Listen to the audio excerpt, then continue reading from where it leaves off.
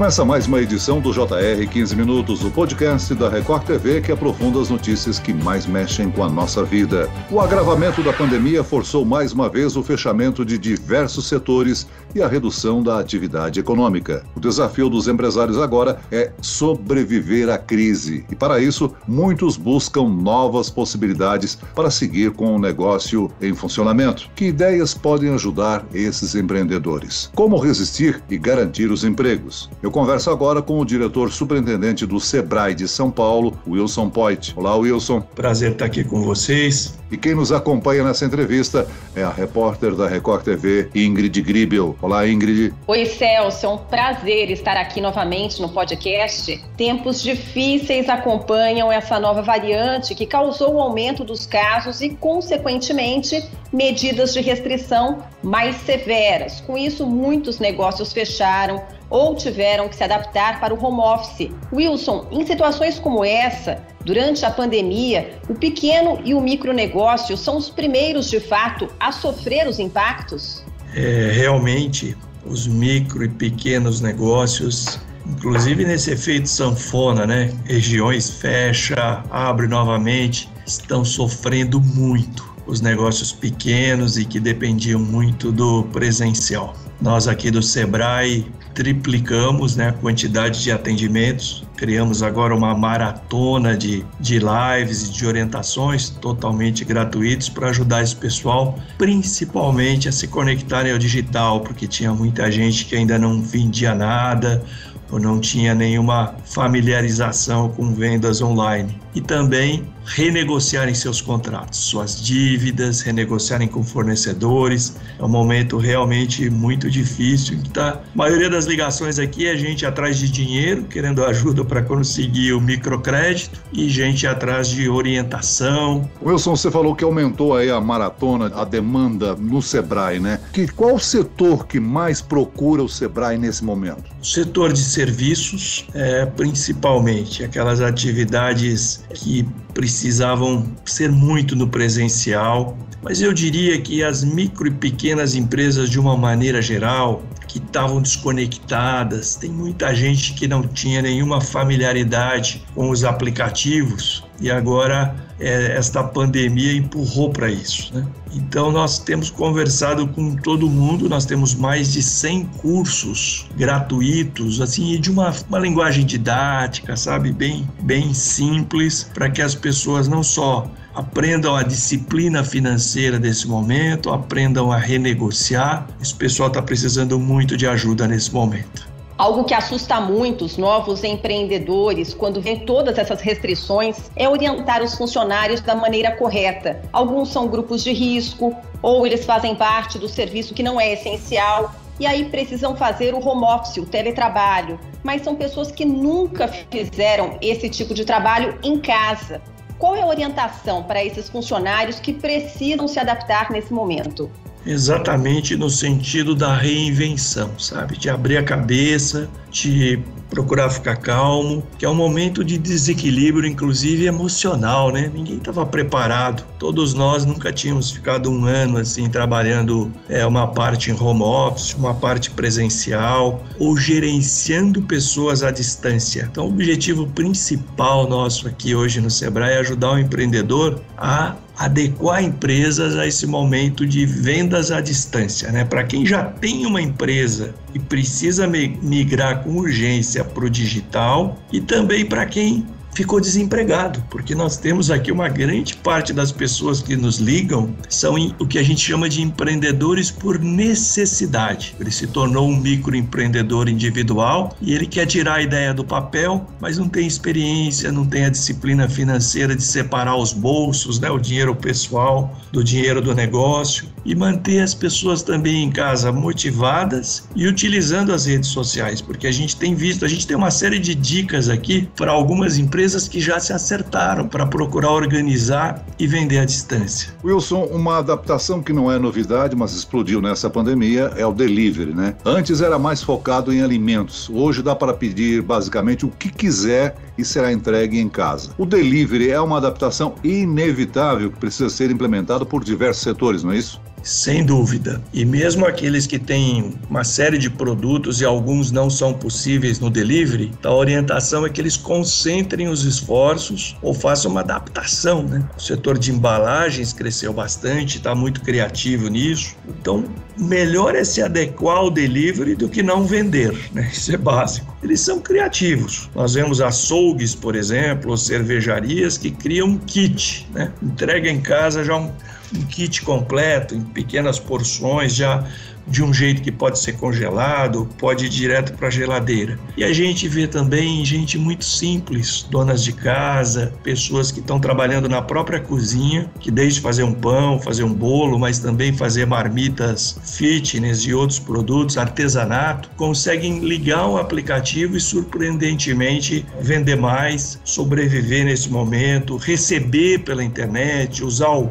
Pix, usar todos esses meios. Então nós temos um trabalho bastante grande aqui, didático, que é um propósito de vida também nosso nesse momento, de ajudar essas pessoas, porque elas não vão voltar nunca mais para o modelo antigo, vai ser um modelo híbrido, porque alguns, surpreendentemente, têm se dado até bem, conseguido se virar nesse momento difícil. Além do delivery, outro ponto vital são as redes sociais, não? Você diria que esses dois pontos se tornaram, de certa maneira, essenciais para os negócios que buscam sobreviver nesses tempos de crise? Ampliaria um pouco e falaria de 5 pontos essenciais que são campeões aqui nas orientações do Sebrae nesse momento. O uso das mídias sociais, sem dúvida, com o cliente em casa, né, e com novos hábitos. Usar as ferramentas digitais, investir na criação de um perfil nas mídias sociais. E nós temos cursos aqui, campeões de audiência. Tem um aqui, por exemplo, que se chama Seu Negócio Digital em 5 Dias. O segundo ponto é conseguir uma plataforma de vendas online. Existem várias plataformas, é como se fosse uma vitrine, né? Uma prateleira online aí com os seus produtos, e tem vários convênios que você pode fazer e conseguir até gratuitamente um lugar para deixar seus produtos expostos além do seu site. O Sebrae orienta nisso. O terceiro, já falamos, é os aplicativos de delivery. Escolher o que mais adequado para os seus produtos e ser criativo, né? Colocar foco naqueles produtos adequados para o delivery. Quarto ponto é a avaliação de custos, principalmente agora, né, em que voltou aí uma segunda onda, tem gente que contraiu financiamentos e agora chegou a hora de pagar e não dá para pagar. Então é fundamental revisar todos os seus custos, avaliar quais são realmente imprescindíveis para você se manter operando. Para quem paga aluguel é hora de negociar um abatimento. Demissões a gente fala só em último caso, né? Porque além do custo da rescisão você vai perder alguém importante na retomada, mas não ficar com vergonha de ligar para todos os seus fornecedores e pedir prazo, pedir carência. E por último, pedir prazo para cumprir seus compromissos, avisar logo, porque isso pode trazer um fôlego para você manter mais alguns dias o seu negócio firme, porque vai passar, né? A gente não sabe quando, mas a gente espera que seja logo. Então, negociar com os fornecedores que até já estão esperando a sua ligação. Não hesita, porque o não está garantido. Então, pede para pagar depois, para renegociar. É um bom momento para investir num novo negócio, na expansão? Sim, nós aqui no Sebrae temos um observatório, né? A gente escuta desabafos e são realmente milhares de ligações todos os dias. Histórias muito tristes, mas alguns depoimentos muito bonitos, de gente que se achou rapidamente. Estão dando alguns exemplos, né? Mas bicicletarias, por exemplo, gente que trabalha com bike, tem sido um esporte que o pessoal faz mais ao ar livre, como está em casa, precisa manter a forma física e consegue fazer isso sem aglomeração. Aumentou mais de 50% a venda de bicicletas nesse momento. O grande gargalo deles é conseguir peça, né? Conseguir manutenção. Móveis também para residências, principalmente cadeiras adequadas, né? Porque o pessoal que fica em casa improvisa um home office para os filhos, para a mulher, para o marido. Às vezes é numa mesa de jantar, numa sala. Então precisa de uma cadeira melhor um pouco, precisa comprar uma mesa, precisa de uma câmera, de uma iluminação. Esse pessoal também está com muito trabalho. O setor de autorreformas, né, com essa abertura que teve entre a primeira e a segunda onda, todo mundo que ficou em casa ficou pensando numa pequena modificação, uma tomada a mais, uma parede que tem que mudar de lugar, o layout da residência. Então tem muito serviço para esse pessoal, lógico que seguindo todos os protocolos, as recomendações dos condomínios, convênios e os protocolos de saúde, existem dicas boas, como a gente disse aí, de gente que está comercializando roupa, por exemplo, ou mesmo brechós online. Tem gente que é bem criativo, tira boas fotos, coloca na internet e consegue vender. Então, o importante é que a pessoa não hesite de procurar ajuda, porque às vezes fica paralisado nesse momento e precisa de ajuda. E aqui nós temos cursos complementares para as habilidades para ajudar as pessoas nesse momento. Wilson, interessante então eu imaginar que se eu tenho uma boa ideia, eu devo considerar procurar o Sebrae para checar no banco de dados do Sebrae se a minha ideia atende uma necessidade, uma carência que existe no mercado, não?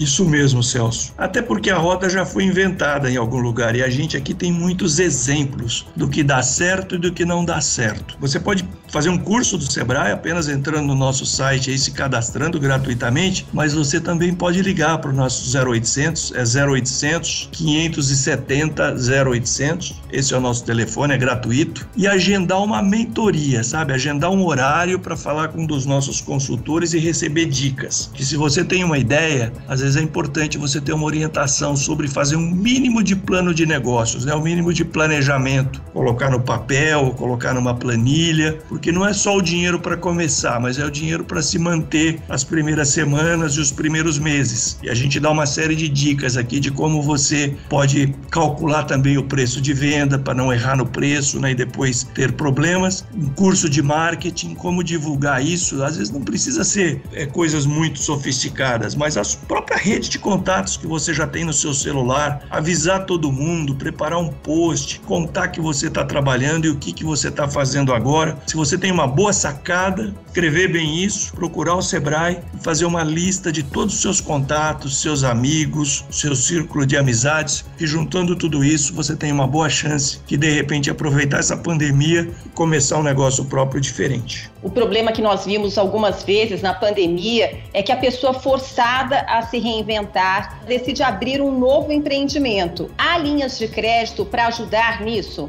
Ingrid, é verdade. Tem algumas linhas de crédito disponíveis, tanto do governo federal como dos governos estaduais, ou até o Sebrae mesmo linkado a algumas delas, que é o que a gente chama de microcrédito orientado. É receber o crédito junto com uma orientação mensal. Mas imagine os empreendedores mais simples, né? As pessoas mais simples já tinham dificuldade de ir ao banco pessoalmente, preparar um cadastro, preparar um histórico da empresa no pessoal. Imagine agora por computador e pelo digital. A gente ajuda nisso também. Então, em algumas regiões, vou dar o exemplo do estado de São Paulo, a gente tem, por exemplo, uma linha nova que se chama Empreenda Rápido, que é o próprio Sebrae junto com o Banco do Povo. É um crédito que tem mais carência, quase 6 meses para você começar a pagar, e um juros bem baixo. E desde que você faça a capacitação e seja assistido, orientado por um consultor do Sebrae. O que nós sempre falamos para todo mundo é não desistir, é perseverar. Porque às vezes o primeiro banco que você liga,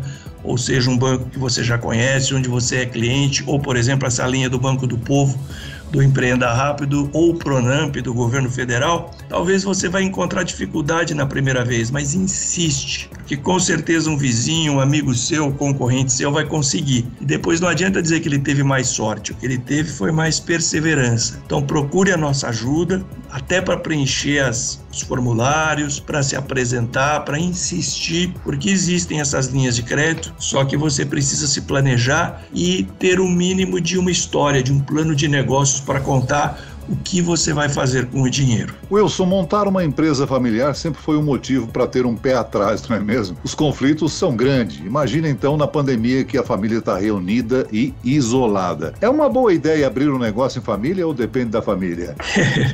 Depende da família. Eu conheço negócios familiares extremamente de sucesso, né? Negócios pequenos e até empresas grandes, né? A gente tem empresas até globais aí que, contrariando tudo que se fala de governança corporativa, empresas familiares que dão muito certo. Mas no geral é muito importante saber dividir as coisas, né? Praticar o equilíbrio, porque cada um tem uma habilidade, tem uma ideia diferente e o apego é muito grande. Então Eu até participo, às vezes, como conselheiro de algumas famílias que estão em crise ou que estão passando por um momento difícil. A gente fala muito do desapego, da abertura para as novas ideias, né? E de realmente descobrir qual que é o ponto forte de cada um. Tem que usar as habilidades complementares, né? E definir bem antes de começar quais serão as regras. E a gente também tem ajuda para isso, tem cursos para isso ou mentores para isso, porque às vezes você pode destruir uma relação familiar misturando tudo.